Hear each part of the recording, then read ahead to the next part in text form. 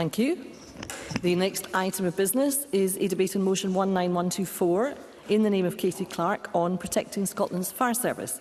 I would invite those members who would wish to speak in the debate to please press the request to speak buttons, and I call on Katie Clark to speak to and to move the motion up to 7 minutes, please. Thank you, Presiding Officer. Scottish Labour has brought forward this motion today because the Scottish Fire and Rescue Service is in a state of crisis.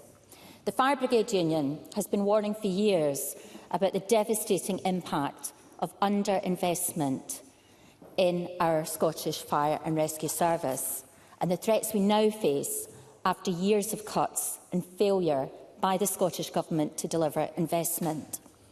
Over the last 13 years, 1,250 firefighters' jobs have been lost, representing over a sixth of the total workforce.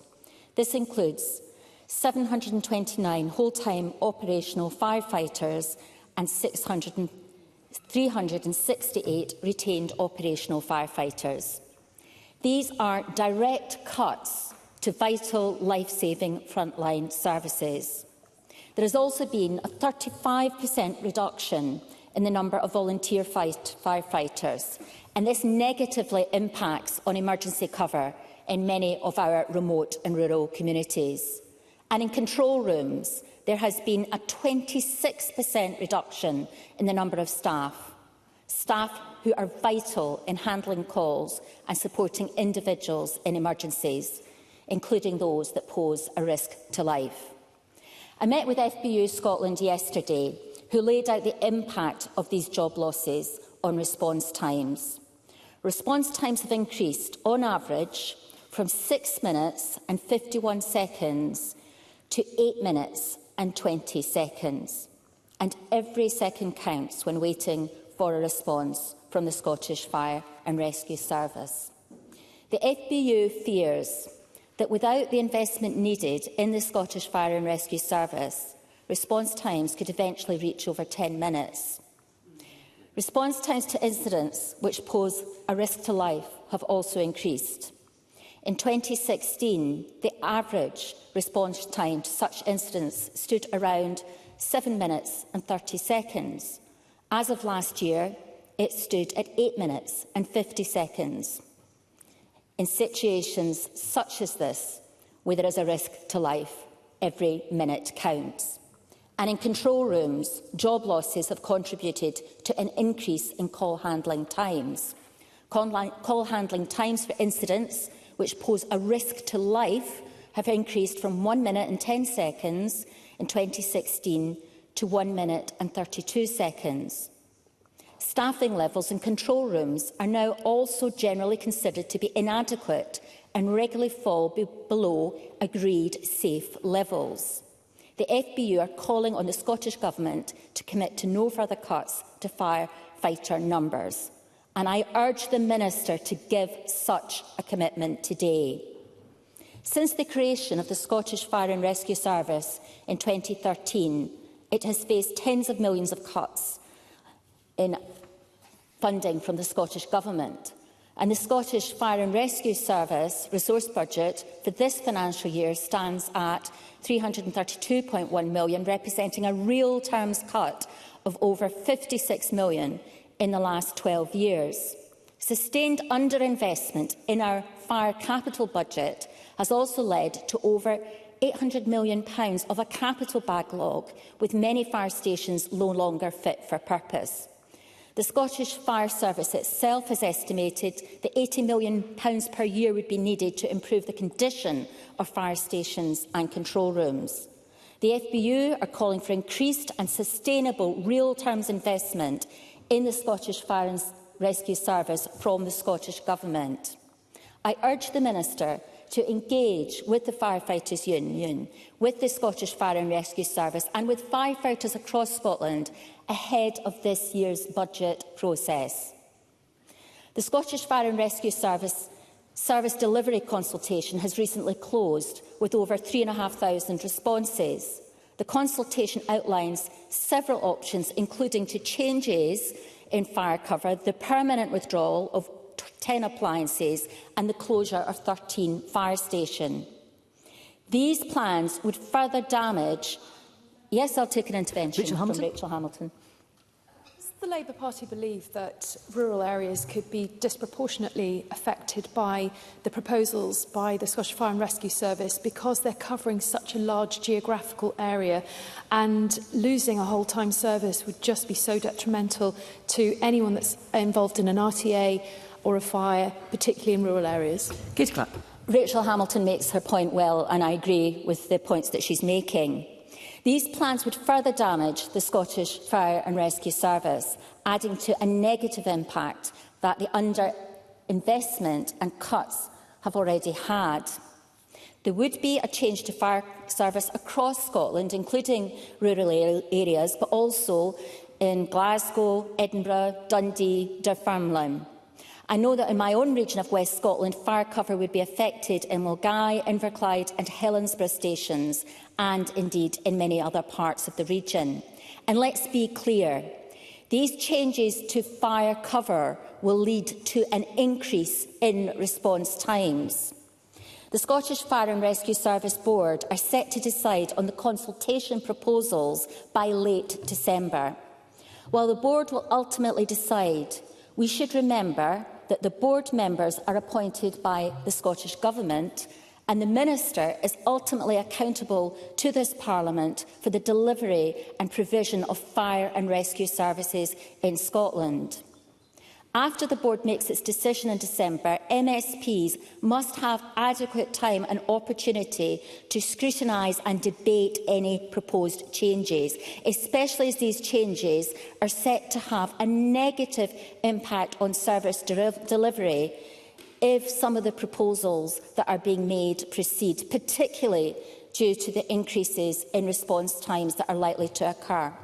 That's why I call on the Minister to commit today to a debate in government time to ensure that Parliament gets its opportunity to have a say on any proposals.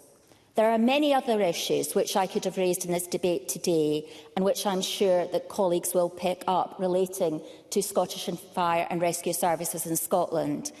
However, I'd like to conclude by thanking Scottish firefighters for their vital work in keeping our communities safe, to pay tribute to all of our firefighters, but in particular to Barry Martin and Ewan Williamson, two brave firefighters who lost their life whilst on duty. We owe it to them, and we owe it to all of Scotland's firefighters to ensure that we make sure that Scotland's fire and rescue services get the investment they need, and therefore I hope that this Parliament will support Scottish Labour's motion today. And Ms Clark, could you please confirm, could you please move the motion, Ms Clark? I move the motion in my name. Thank you very much. I now call on Minister Siobhan Brown to speak to and to move Amendment 19124.2. Up to 5 minutes, please. Thank you very much, Deputy Presiding Officer. Scottish Fire Rescue Service, which has been a single national service since 2013, is one of Scotland's success stories. We have a successful emergency service of dedicated firefighters that we should all be proud of. And I thank each and every one of the staff who keep the SFRS for their commitment and their work keeping our community safe every day. The vast majority of the reduction in firefighter numbers quoted in the motion we are debating today can be attributed to the reduction in duplication and layers of management as a result of the significant public service reform. The single service has allowed for the delivery... Yes? Rosa Grant. Paying tribute to our firefighters who do a wonderful job. But in regions such as mine, in the Highlands and Islands, less than 10% of the fire stations are fully staffed. Those people haven't just disappeared. It wasn't duplication in jobs. That many fire stations can't put out a crew to deal with a fire. Minister. Yes, thank you. And I think one of the things is when the Police and Fire Reform Scotland Act, which was introduced in 2012, and it was supported by Labour at the time, the reduction of firefighters is primarily a result of the establishment of the single national service, reducing the duplication of the 8 regional services. Now, I know what the member is saying about rural, and she mentioned this to me yesterday as well, but this is one of the things that's happening in the Service Delivery Review, is that the Scottish Fire Rescue Service do need to keep evaluating their services as time progresses. The single service has allowed for the delivery of additional specialist resources serving the whole of Scotland, such as the water rescue capability being rolled out to 20 fire stations. And in terms of fire stations, there were 357 fire stations in Scotland in 2013, and today there are 356, so only one less. What has changed in that time, though, is the risks that our country faces, and it's right that we make sure that we are ready to respond to any new challenges. Now, over the last 10 years, there has been a 20% reduction in the number of house fires, and the number of overall incidents attended by SFRS does continue to fall. Whilst house fires have reduced, other incidents that we've seen and new risks have emerged. Climate change is... Katie Clark, yes? Katie Clark. Very grateful to the Minister for taking an intervention. Will she be addressing the very concerning increases in response times and call handling times in her contribution? Minister. I absolutely will, and I will get to that. Climate change is contributing to warmer, drier conditions which increase the likelihood and the intensity of wildfires. And as I said yesterday, shifts in weather patterns from last week's wildfire danger warning to this week's yellow warning for rain just reinforce the climate challenges that we face. Presiding Officer, with this has come a change in risk to our communities, which incidents such as flooding and wildfires increasing. Our firefighters are trained to respond to both types of incidents, but this illustrates the need for Scottish Fire Rescue Service to be adaptable to those risks, and that is why it is right that the Fire Service carefully considers how its services are delivered to ensure they are configured in the right way and how to adapt to the changing risks to remain effective and efficient, with firefighters in the right place at the right time. Not adapt and change over the time. I'd like to make some progress if I could. Change over the time and continuing to keep everything the same over the decades would not be efficient or effective and would not ensure taxpayers' money was being invested in the right way.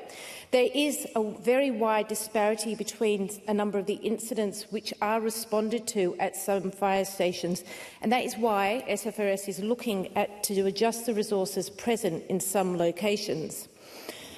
I would like to emphasise that the driver for the changes proposed by SFRS is to better align resources to the current risks.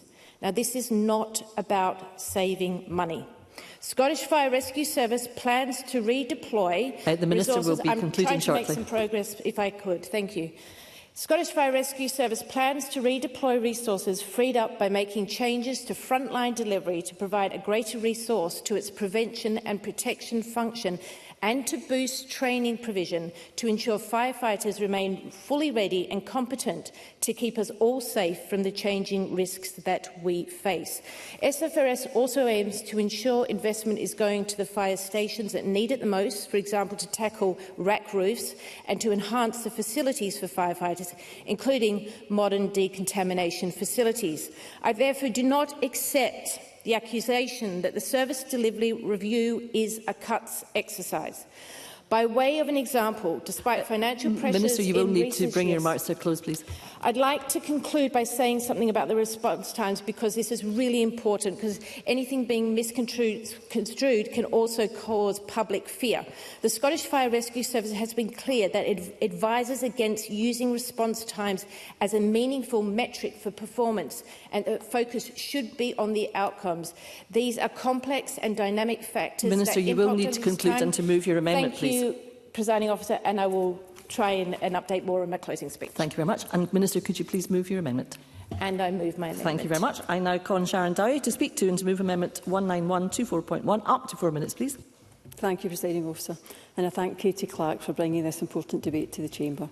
The Scottish Fire and Rescue Service is a life-saving organisation protecting people, homes, businesses and the environment every single day. Its importance can be seen in towns and cities where firefighters race to put out potentially devastating fires in minutes. And increasingly, they can be seen in the countryside as they tackle raging wildfires which threaten to run out of control, ruining wildlife and posing risks for those living in remote and rural communities. Of course, their importance is seldom more recognised than when they put themselves in danger without hesitation to ensure we can live safely. and many have been injured and some have tragically lost their lives in the process. We should take this opportunity again to remember the ultimate sacrifices made by Ewan Williamson in 2009 and more recently Barry Martin in 2023. In fact, it seems the only people who don't fully comprehend the Fire Brigade's importance is the Scottish Government. I know they are quick to praise firefighters and talk up their support of them, but the money and the numbers tell a vastly different story. Since the creation of the Single Fire Service in 2013, a move which was supposed to create a more nimble and effective organisation, things have got decidedly worse. There has been a reduction of 1,215 uniformed firefighters in that time, a drop of almost 16%. And while ministers may talk about uplifts to funding, the real-time picture shows devastating cuts to the budget over a number of years.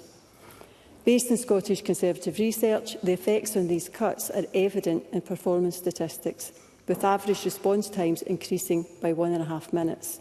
It all begs the question, why? Why did the SNP government centralise the fire service only to then oversee brutal cuts and woeful mismanagement? The Minister in charge likes to make the point that Scotland has more firefighters per head than England. But anyone who understands the geography of Scotland and appreciates how spread out and remote our communities are in comparison to England knows this is a completely ridiculous argument.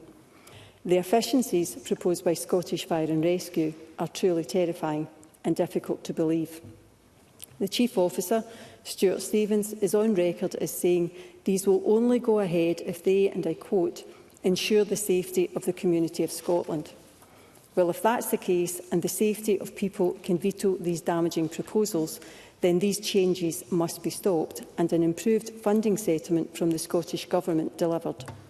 I fully support the Fire Brigades Union and their Cuts Leave Scars campaign. Unlike the Scottish Government, they understand the genuine risks the proposed efficiencies will pose.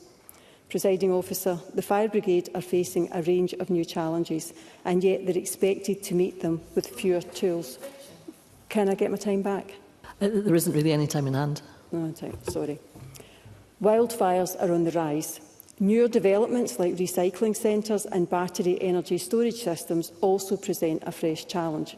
And Scotland's population is increasing and ageing, therefore becoming more vulnerable. Instead of constantly asking firefighters to do more with less, the Scottish Government needs a complete change in direction. Presiding Officer John Mackenzie, the Scottish Secretary of the Fire Brigades Union, said, and I quote, "The Minister's call for improved fire safety at a time when she is overseeing a service being systematically stripped of jobs and firefighting capacity shows she is in complete denial about what is going on in the service she is responsible for." End quote. Brave firefighters save lives, keep communities safe and place themselves in grave danger while doing so. They need to know the Scottish Parliament has their backs. I would ask all members to support my amendment, which will show them that this is the case and hopefully trigger an urgent rethink when it comes to funding and resources. And I move the amendment in my name. Thank you, Ms Dowie. I now call on Maggie Chapman to open on behalf of the Scottish Greens. Up to 4 minutes, please. Thank you, Presiding Officer. I want to begin by paying tribute to Scotland's firefighters, to all of our fireys who put themselves in harm's way every single day to protect us, to their families who live with the knowledge that when their loved ones leave for work, they may not return, to the control room staff who stay on the phone for as long as it takes, even if that means to the end of someone's life, and to the Fire Brigades Union for its tireless work in defending not only its members, but also the communities they serve. The FBU is right when it says, "Cuts leave scars."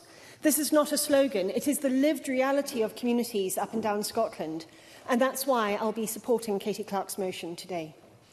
We have lost over 1,250 firefighter jobs since the creation of the Scottish Fire and Rescue Service in 2013. Pumps are off the run because there are too few firefighters to crew them safely. Response times have gone up from 6 minutes 51 seconds to over 8 minutes.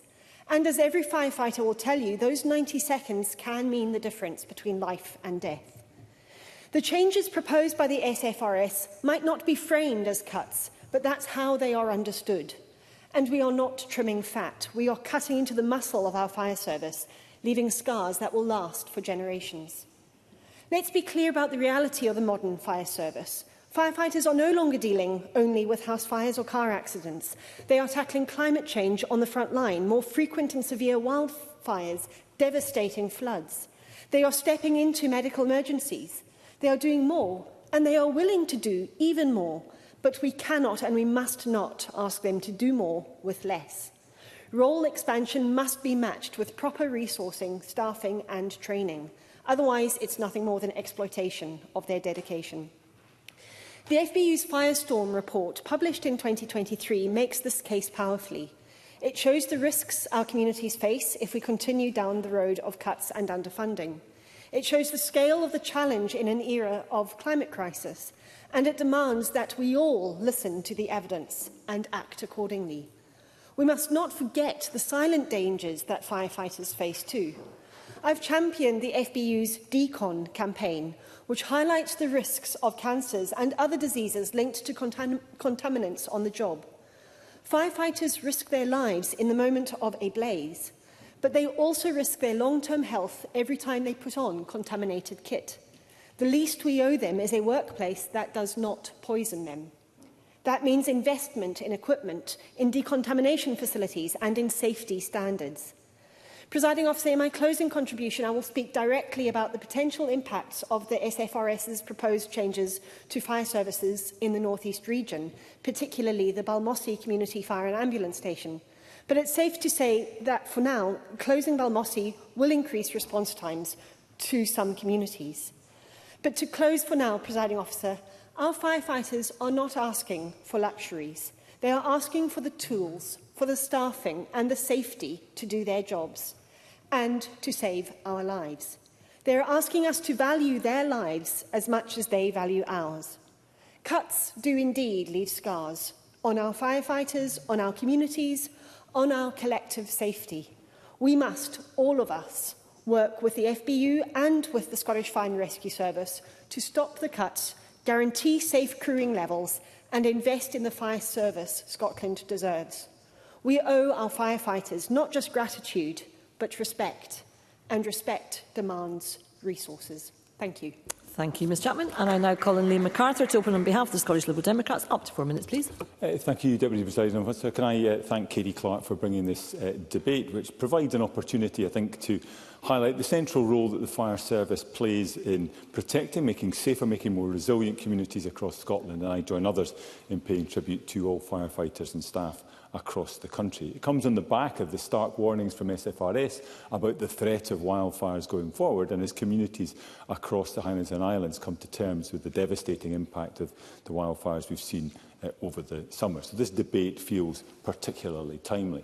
As other colleagues have suggested, proposals for the potential closure of 13 stations and a permanent withdrawal of 10 appliances are deeply concerning, not least for the workforce. We've been absolutely clear about the potential impact that those staff reductions will have.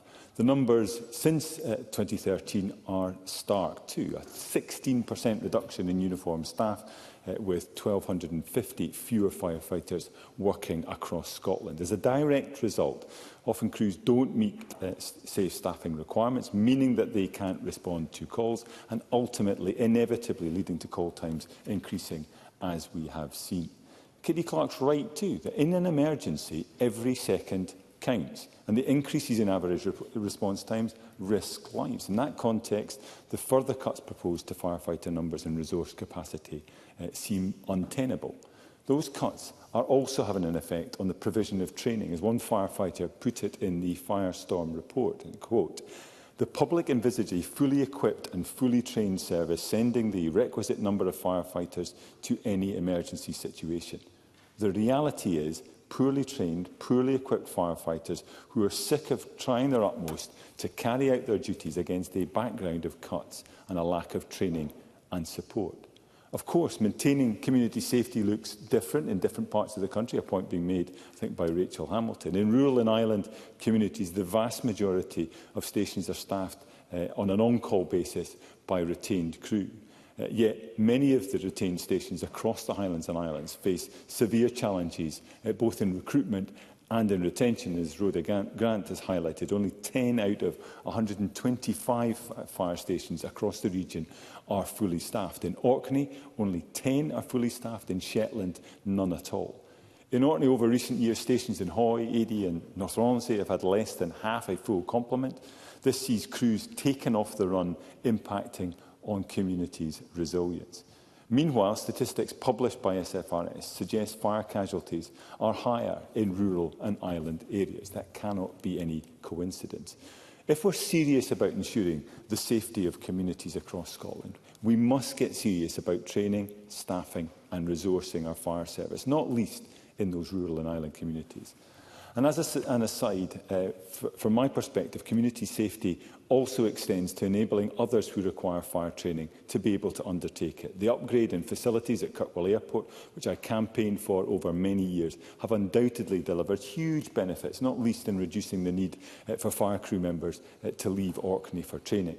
I understand from a recent meeting at Orkney College, however, that there are currently problems with local merchant seafarers getting the fire training that they need in the islands. With greater use of indoor simulators, the MCA have raised concerns about the reduced access to real fire conditions as part of the course. MCA representatives are due in Orkney soon, and I hope that an agreement can be reached between the MCA, Highlands and Islands Airports and Orkney College, so that merchant seafarers can again get the access to fire safety training that they need without the additional cost, time and inconvenience of having to travel to the Scottish mainland. In the meantime, can I thank Katie Clark again, confirm that Scottish Liberal Democrats will be supporting her motion and the amendment in Sharon Dowie's name. Thank you. Thank you, Ms MacArthur. We now move to the open debate. Backbench speeches of up to 4 minutes. I call Richard Leonard to be followed by Stuart McMillan. Mr Leonard. Presiding Officer, what is taking place in our communities is not a fire and rescue service delivery review, it is an experiment. And it is one which, as a matter of public record, is causing serious concern to members of this Parliament from all sides, including from the Minister's own backbenches. So the Government cannot contract out these decisions to the Board of the Scottish Fire and Rescue Service.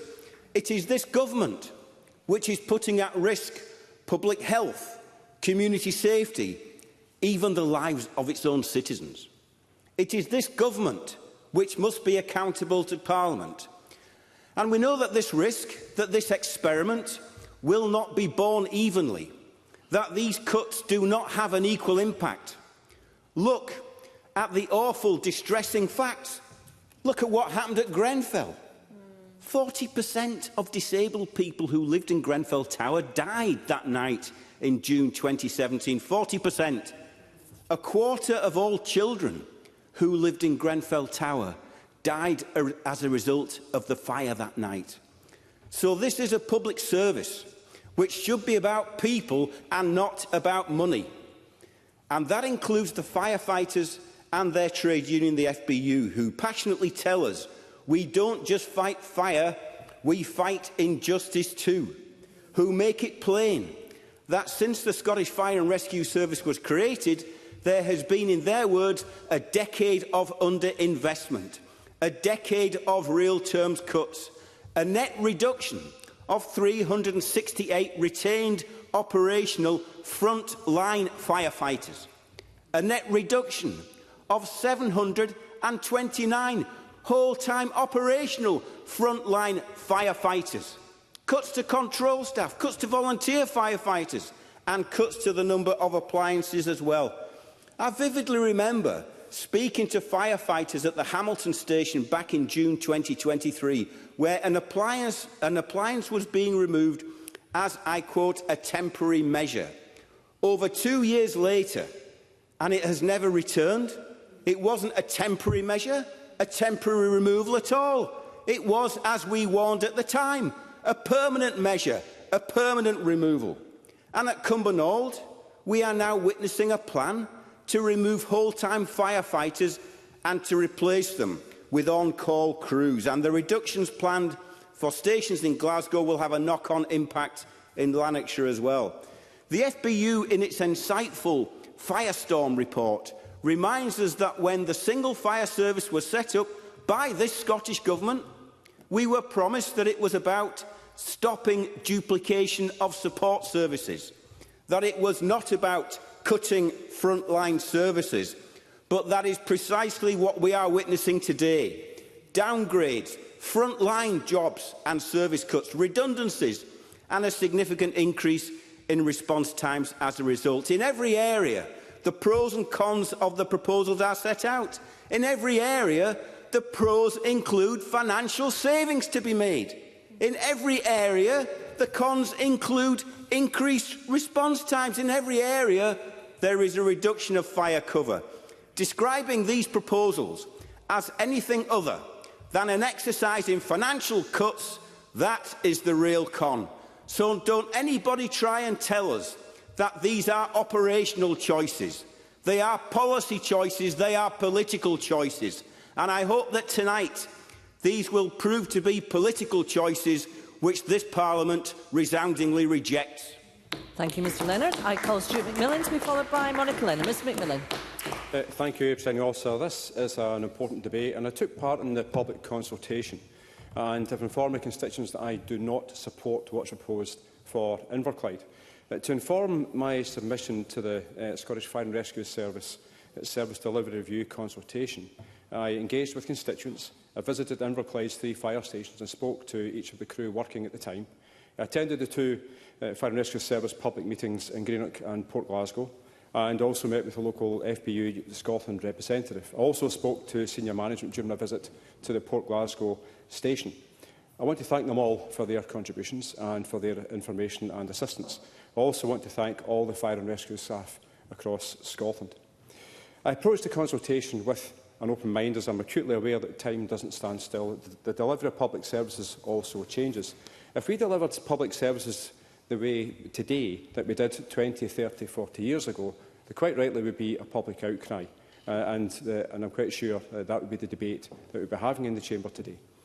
But I was reassured that the changes have not been the result of a reduction in budget, as has been suggested at the Port Glasgow public meeting. The local MP tried to make the accusation that the consultation was because of cuts. Now, this was very quickly rebutted. And for the record, since 2017-18, there have been substantial year-on-year increases of funding to support the Fire and Rescue Service. Now, take the current annual budget, which is more than... no, 2 seconds. No, actually, no, I've only got 4 minutes, but I'm going to come back on to the Tories. Don't you worry. Take the current annual budget, which is more than £97 million more than it was in 2017-18. But notwithstanding that additional resource over that period, this increase, it does not, for me, it still doesn't guarantee the security and the safety of my constituents in Greenock and Inverclyde. And that's because both options will have a negative impact on the number of whole-time firefighters locally. I don't believe the proposals will strengthen the on-call service, notwithstanding the various recruitment initiatives the Fire and Rescue Service have got planned. Now, the Gourock Fire Station is an on-call station which regularly attends calls in Largs in North Ayrshire, as the on-call station at Skelmerley can't always put out a crew. Port Glasgow station, one half of that covers up to Dargavel in Bishopton, in addition to elsewhere within the Inverclyde Local Authority area. Now, the point has been touched upon earlier regarding response times. So this is where, the response times clearly are a hugely important part of this discussion. So if Gourock is having to go down to Largs on a very regular basis, the complete folly, the complete utter madness of putting 650 homes into the Inverkip Power Station site is not going to help the response times. So that's where the Planning Committee and Inverclyde Council making that decision to make that happen is actually going to make the situation worse going forward.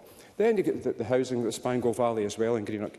So that's not going to help at all. The fact that Inverclyde stations are serving other areas, certainly for me it suggests that reducing the number of appliances for the whole-time firefighters in my area will only increase the strain on the existing staff. Safety is absolutely paramount, and I don't trust that proposals will actually make Inverclyde and the Inverclyde constituency safer. The point about funding, I'll finish briefly on this. We've had 14 years of austerity. And thankfully, I mean, Andy Starwart at his conference said this week that he's claimed that Labour has ended 14 years of austerity. But if that is the case, then what was announced earlier on in June, the UK spending review? Don't continue with that austerity. Stop the austerity, make sure more money goes into public services, make sure more money goes into the Scottish Fire and Rescue Service and also the public services across the UK. Because if that doesn't happen, then sadly the situation that we are now facing here and also elsewhere across the UK will continue. And I'm sorry, Mr. McMillan, you will need to conclude. So, okay, thank you, Presiding Officer. But genuinely, Presiding Officer, and also I do support my constituency, I do support the Fire and Rescue Service, but my goodness, these proposals need to be stopped. Sorry. They also need to think again to bring forward something. If they do bring something forward, it's going to secure the safety of my constituency. Mr McMillan, you will need to conclude. Thank you. I now call Monica Lennon to be followed by Douglas Ross. Ms Lennon. Thank you, Presiding Officer. I was really interested to hear what Stuart McMillan was saying. I do commend him for standing up for his constituents. But we're hearing from the front bench it's not about the money. We're hearing from the back bench it is about the money. I think the Scottish Government needs to regroup and make up their mind, because what it feels like to me is gaslighting of our firefighters and all the support staff in Scottish Fire and Rescue Service. But I'm proud to speak in the debate tonight that's been secured by Scottish Labour. I'm really disgusted that the Scottish Government are not supporting our motion tonight. What they've brought to the Chamber is an amendment that deletes our motion in its entirety and airbrushes out more than a decade of underfunding. So, just to recap, it was back in 2023 that the FBU Scotland launched the Cut Sleeve Scars campaign after that decade of underfunding. And we've all been listening to our communities, and we're not just defending our own patches. We want to get this right for the whole of Scotland. So it's not about putting one community against another.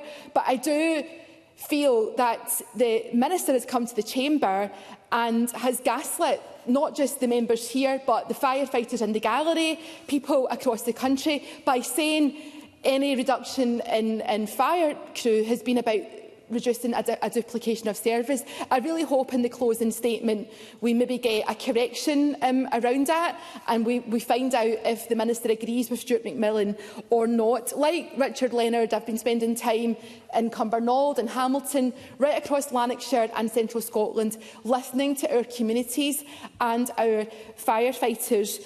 And the point that Richard Leonard made about the second appliance in Hamilton, we were told to trust in the process. We were told it's temporary. That's why we don't have to have statutory consultation. We were told not to talk down the Scottish Government on this. I have to say that people no longer trust the Scottish Government when it comes to the future of Scotland's Fire and Rescue Service. People in Hamilton don't trust what they hear. Why should people in Cumbernauld or anywhere else? At the public meeting in Cumbernauld, and I know that Jamie Hepburn is here and he heard the same testimony as me, a woman who sat quietly in that meeting, she sat at the back of the room, she got to her feet and she said to the top table, to the politicians, to everyone gathered there, that her sister had died in a tragic fire and her sister's children had died in that same house fire. She made that same plea to decision makers. This is about people, this is about our communities, it is about building resilience for the future. If we believe in the science, if we watch the news, if we see the wildfires, we see the impact of flood and storm, we know that our firefighters do more than deal with house fires and other fires. They deal with so much more than that. But we have to give them the right equipment. The National Training Centre in Cambuslang, I have spoke to firefighters who have been through the doors recently, and they're telling me that they have real examples of out-of-date kit that couldn't be used in real emergency situations. There's just so many concerns about health and safety, and I pay tribute to my colleague Mercedes Bialba and to Maggie Chapman for a lot of the work they've done on that. But what I would say to the Minister tonight is please think again. Do not dismiss the Labour motion out of hand because of politics. We cannot go on cutting this service to the bone. It is going to risk lives. The campaign cuts leave scars, but I am thinking tonight about that sister and that aunt who said that her family had been wiped out in a fire, and if the Minister does not show some political leadership and deal with the reality, I really fear for the future. I urge all colleagues to back the motion tonight. Thank you, Ms Lennon.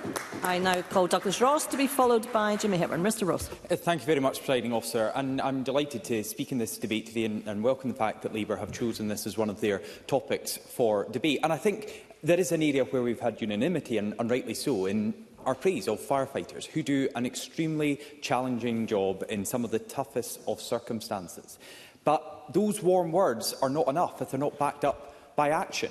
And what we have here tonight is an opportunity for this Parliament to unite behind the Labour motion, to dismiss the SNP amendment and back up our warm words with action to protect our services on the front line in our communities the length and breadth of Scotland.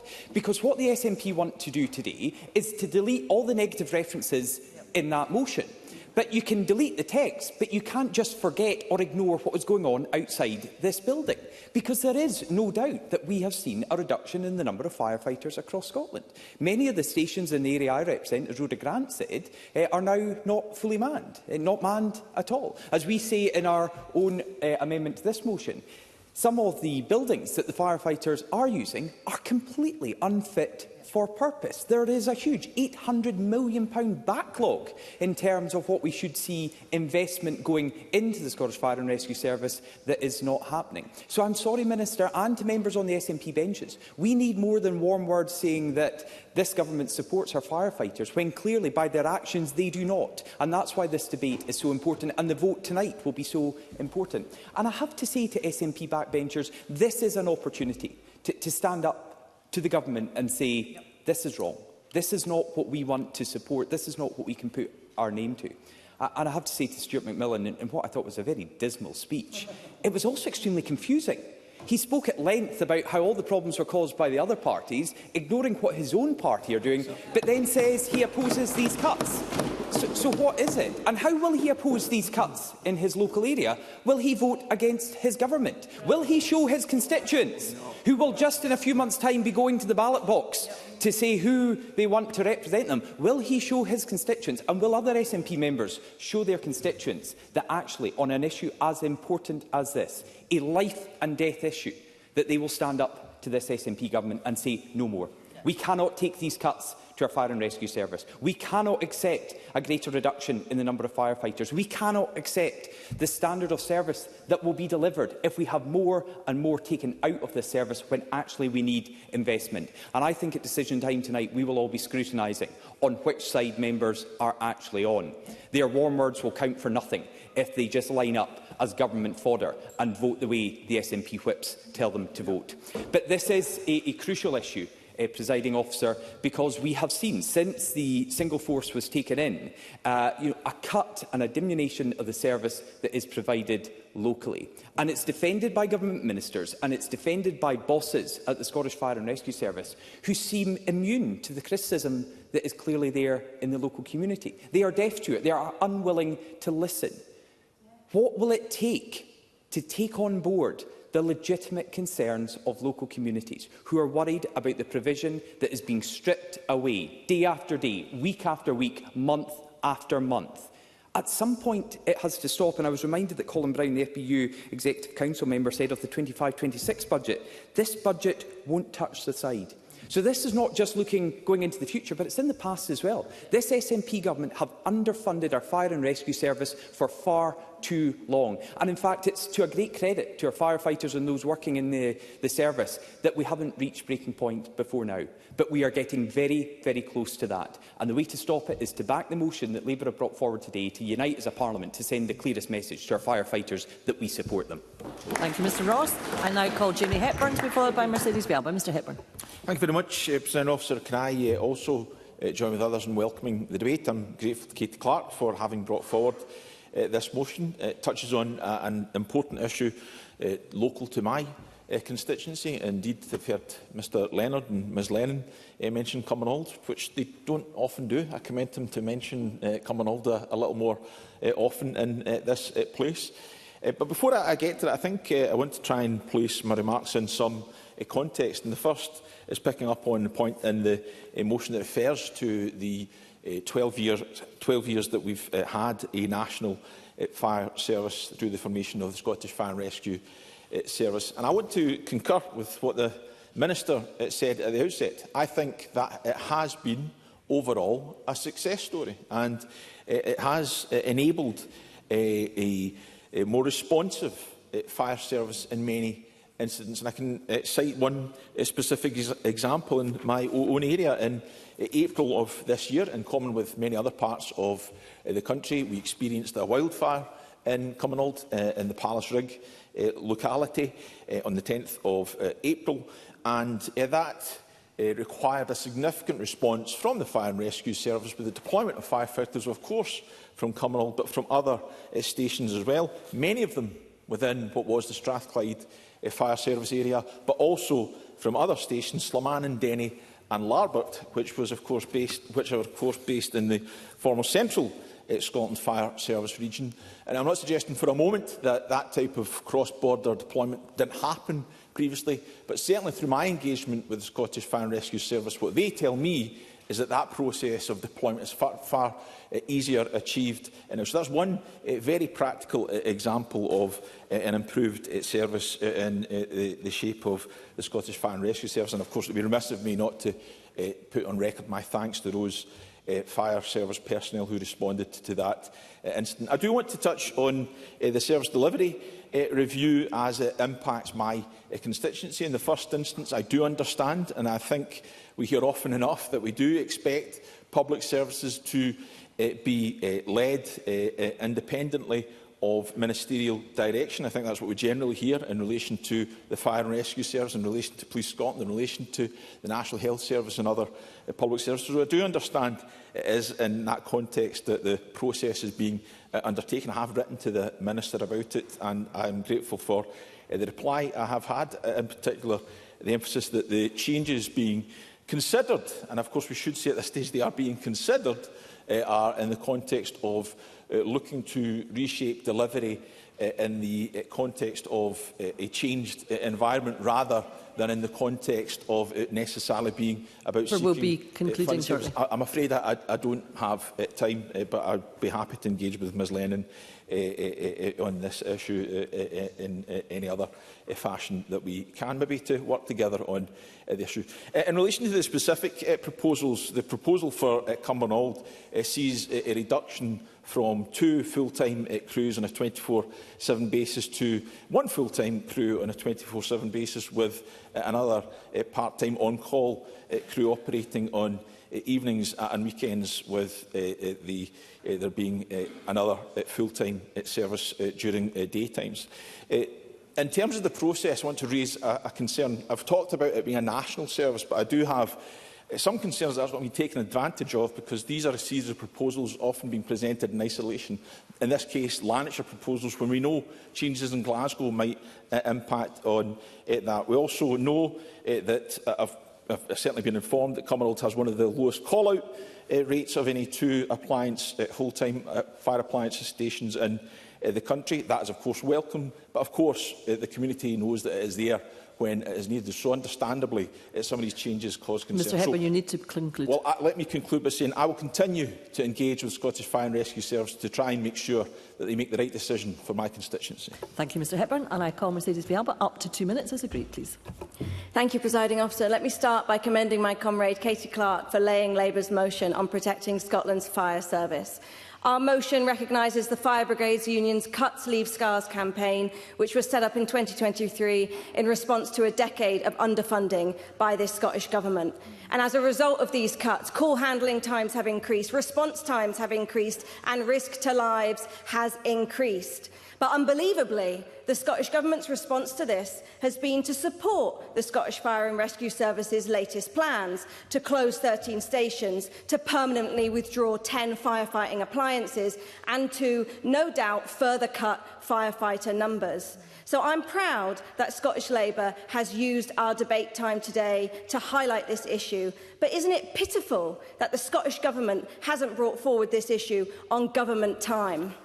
Instead, The SNP have tabled a wrecking amendment which rewrites our motion and removes any recognition of the damage their cuts have caused, any recognition of the danger further station closures could cause, and any recognition of the responsibility they have as the governing party to protect our public services. So I will not be voting for the SNP's amendment, just as I do not support the Scottish Fire and Rescue Service's disastrous proposals to downgrade or even close Balmossy Fire Station in Dundee. And I am not the only one. The Council are opposed to it, the firefighters are opposed to it, and most importantly, the people of the area are opposed to it, because it is dangerous and because it creates an unacceptable risk to people and communities.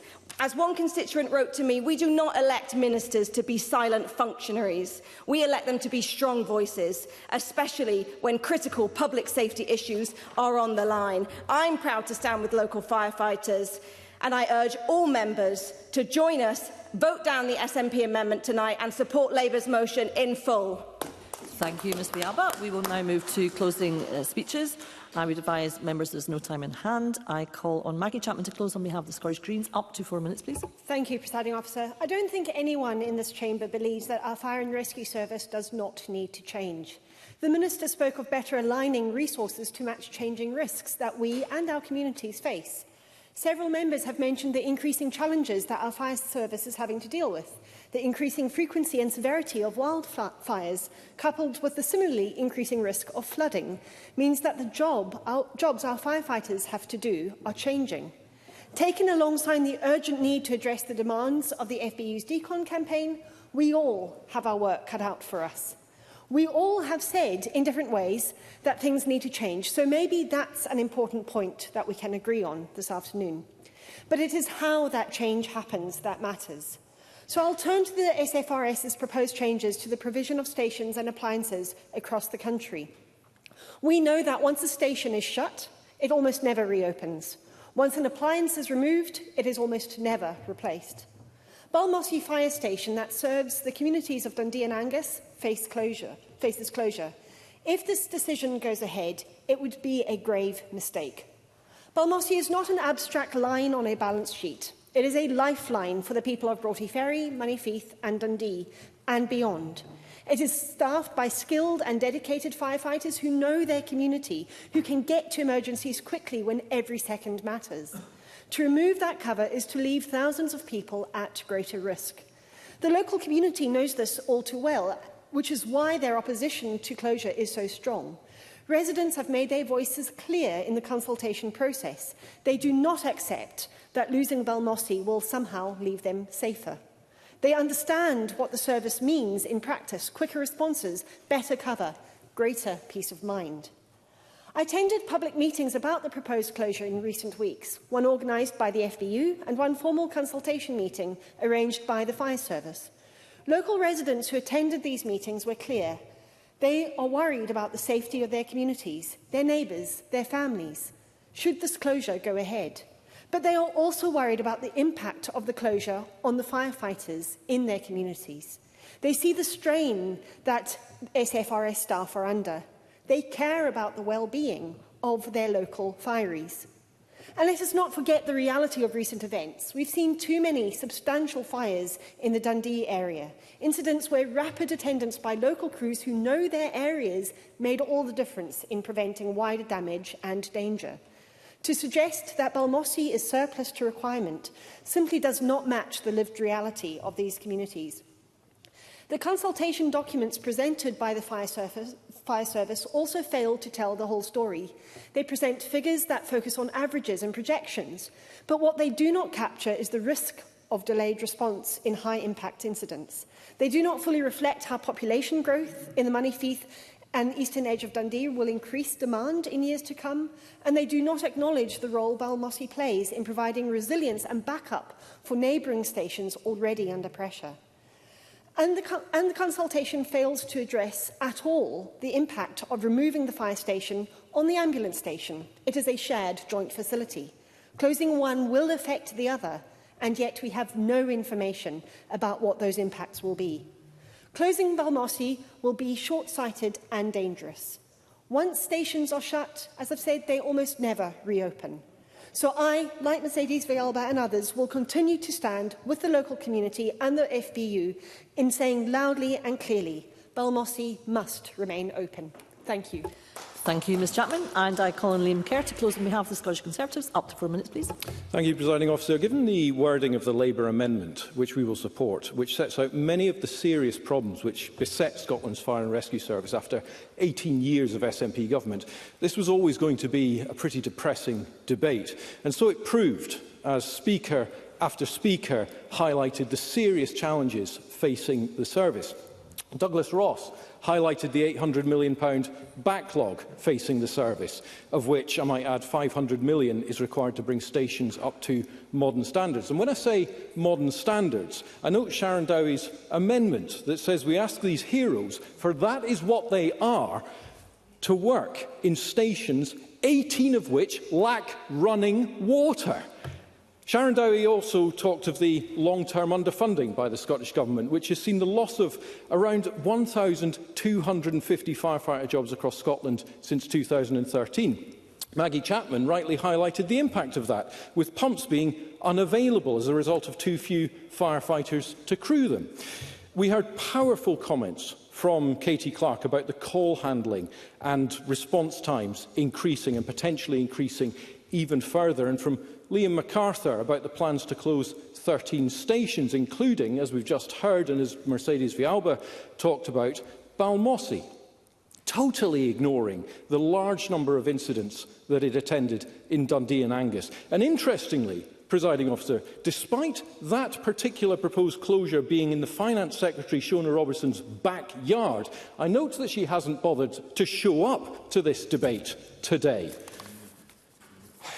But it only became, Presiding Officer, more depressing when I saw a government amendment which, as Monica Lennon rightly highlighted, deletes all references to these harsh facts in the original motion and instead both denies any responsibility but also fails to set out any concrete actions or measures that Scotland's government might be taking to sort this situation. In fact, we had the Minister blithely saying that the reduction in numbers is about duplication, completely ignoring the response times issue and indeed failing to respond appropriately to Rhoda Grant's timely intervention. And Stuart McMillan, who blamed house builders for building houses, and of course the Tories for delivering record block grants for years.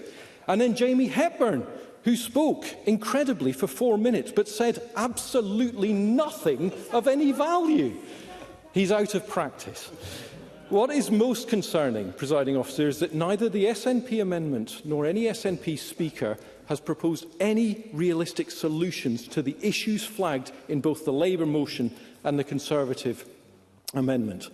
Presiding Officer, the Labour motion sets out the myriad challenges besetting the Fire and Rescue Service after 18 years of SNP government. The Conservative amendment highlights the further challenges and proposes solutions. But as Douglas Ross told us, the SNP amendment deletes all of that. It completely defangs the proposition and substitutes warm words whilst kicking things into the long grass and slopey shouldering responsibility, contracts it out, as Richard Leonard rightly put it. But, Presiding Officer, one more thing. For most of this debate, there were a mere 7 MSPs from the SNP backbenchers in this chamber. And over the next 10 minutes or so, the SNP MSPs, most of whom haven't been in the chamber this afternoon to listen to the contributions and come to their own view, will file in and vote for the government amendment, as they have been told to do, and try to ensure this Parliament passes a sanitised, safe, sterile amended motion that absolves this government of any responsibility and ensures that in the face of all the challenges faced by our extraordinary, brave fire service, nothing will change. And that betrayal of our brave firefighters, Presiding Officer, that is the most depressing thing of all. Thank you. Thank you, Mr Kerr. I now call on Minister Siobhan Brown to wind up on behalf of the Scottish Government. Up to 5 minutes, please. Thank you very much, Deputy Presiding Officer. There is no doubt that people are very passionate, and quite rightly so, about our Scottish Fire Rescue Service. When we think about fire service, it tends to be about dealing with fires and other emergencies, but they also carry out our vital fire safety and preventative work, which stops fires happening in the first place. The statistics show that SFRS has been successful in this regard, with a 20% reduction in house fires over the last 10 years, along with a 33% reduction in non-fatal fire casualties between 2009-10 to 2023-24, and a 32% reduction in fatal fire casualties over the same period. Presiding Officer, I have listened carefully to everybody today, and I've heard the concerns on behalf of the constituencies and also the communities, and I know this is a really emotive issue. However, I have to point out I have had extensive engagement with the SFRS on this, and they have provided myself with assurances that any proposed changes as part of the service delivery review has been assessed through detailed simulation modelling, and SFRS would not propose any option for change. I'm not taking any interventions at the moment. I've got a lot to get through. Thank you. SFRS would not propose any option for change that could potentially place communities at risk. And this is important. The SFRS Chief Officer and his strategic leadership team have the expertise in delivering fire and rescue services to keep our communities safe. Decisions on how to keep communities safe should therefore be primarily a matter for the service, rather than us politicians deciding how the service should be delivered. It is appropriate that we await the independent analysis of the public consultation and how SFRS proposed to move forward with the options for change. And any changes agreed will be decided by the SFRS board in December and will be carefully rolled out over a 5-year period with full ongoing evaluation of any impacts.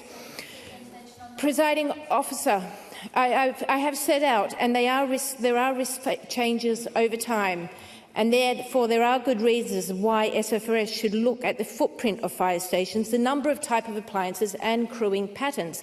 Keeping everything the same for years is not efficient or effective way to manage the service.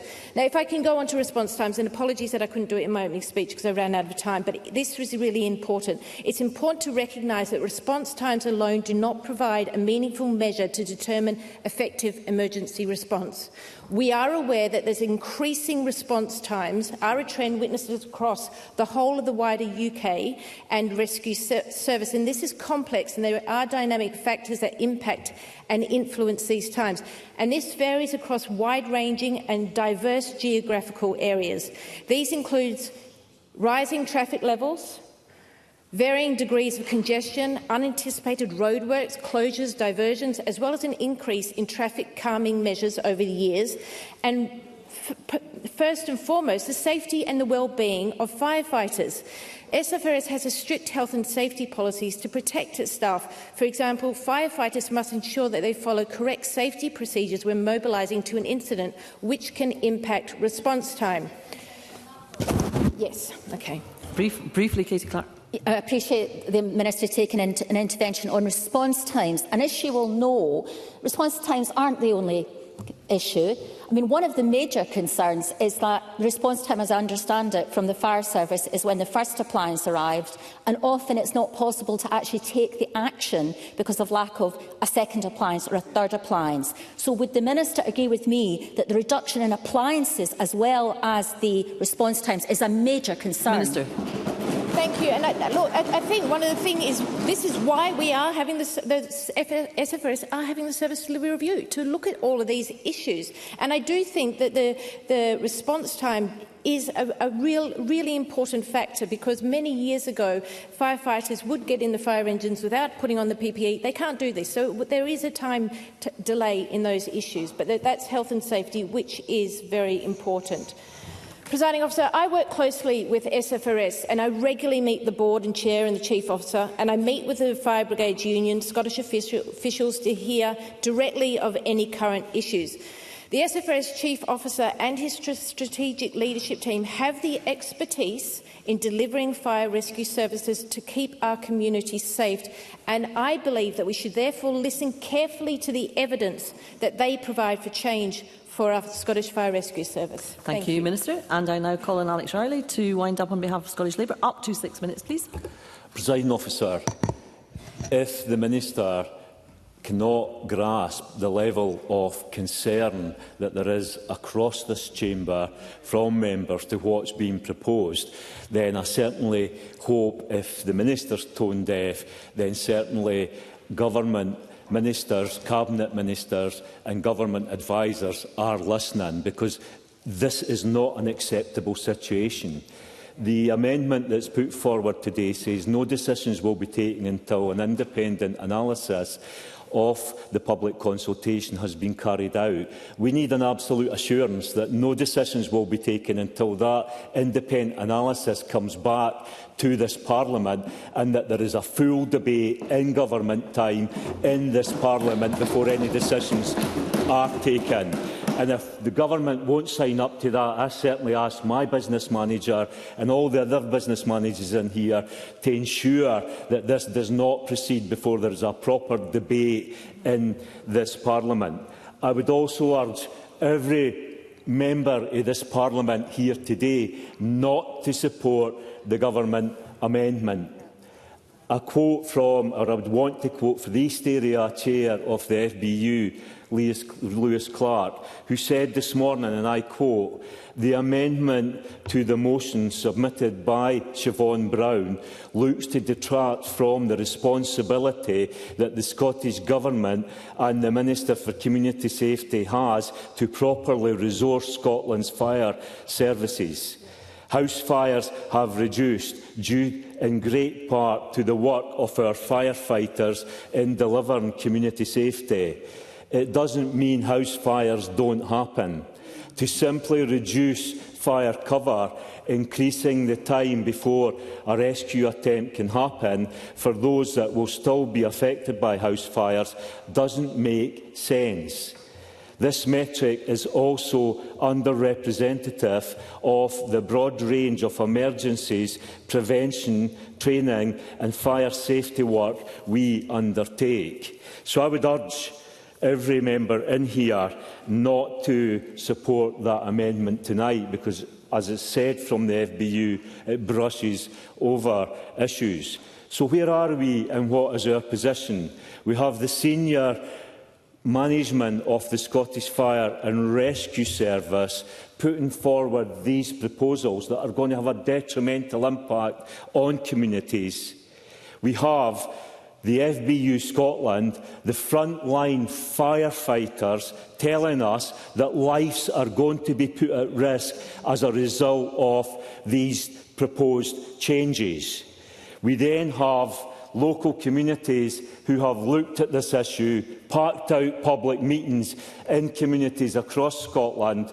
In my own area, the Lochgelly Community Council organising a public meeting, and then other communities join in, other community councils join in to say that they're opposed to this. We have communities up and down Scotland saying they are opposed to these proposals.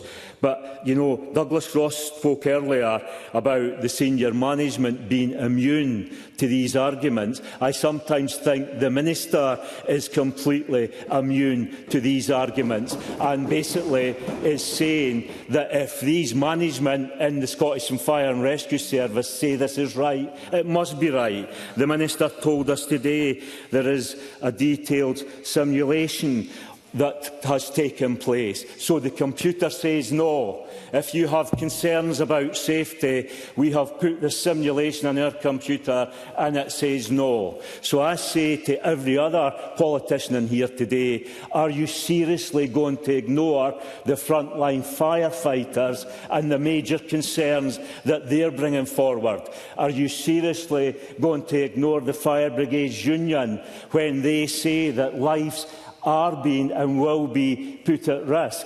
Are you going to ignore communities up and down Scotland, local councils, the Cowdenbeath Area Committee, where I come from, made up of councillors that are SNP, Conservative and Labour, unanimously calling for this to be stopped and for to look at this again? So that's what the government must do. They must look at this, because the current situation that we have is that consistent cuts to fire service over years have left the Scottish Fire and Rescue Service stretched to its absolute limit.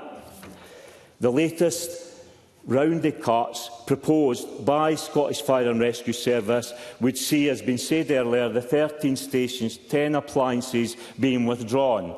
But if we take Fife as an example, in Fife we had in 2023 a fire engine withdrawn for Methil, a fire engine withdrawn for Glenrothes, fire facilities being withdrawn from Dunfermline and Kirkcaldy. Suddenly the times go up and then they want to now cut an engine from Lochgelly and put it back into one of these areas. The whole thing is a total farce and it is a total mess, and the people of Scotland are speaking out loud and clearly. So if we have a minister that sits behind fire service management that doesn't seem to actually provide any leadership, I say to every other Cabinet Minister, I say to every MSP in here, do not allow that situation to continue. Get them back round the table, get the FBU to the table, get the Fire and Rescue Service to the table, and let's have a discussion on how we proceed taking people with us, but not putting lives at risk. And that is the proposal that comes today. Reject this amendment today and put a clear statement out there saying we will fight to protect fire services up and down Scotland, because if I or anyone else is in the situation where we need the fire service, then we expect that fire service to be there and to help us. These proposals put that at risk. Mr Rowley, put an end to you need it. to conclude. Thank you very much. Thank you. That concludes the debate on protecting Scotland's fire service, and we will now move on to the next item of business.